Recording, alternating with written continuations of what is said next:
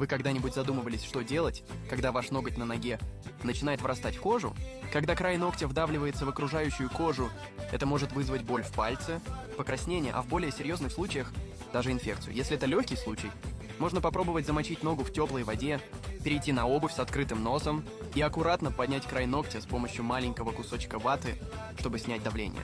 Но если ваш палец опух, начал выделять жидкость или боль становится невыносимой, пора обратиться к врачу. Врачи обычно проводят быструю, простую процедуру, называемую частичным удалением ногтя. Сначала они обезболивают ваш палец местным анестетиком, чтобы вы ничего не почувствовали. Затем они осторожно обрезают часть ногтя, которая вросла в кожу, чтобы предотвратить повторный рост внутрь. В конце они часто наносят химическое вещество, называемое фенол, чтобы обработать основание ногтя и предотвратить рост этой части снова. Весь процесс обычно занимает около 15-20 минут, и вы можете самостоятельно уйти домой в тот же день.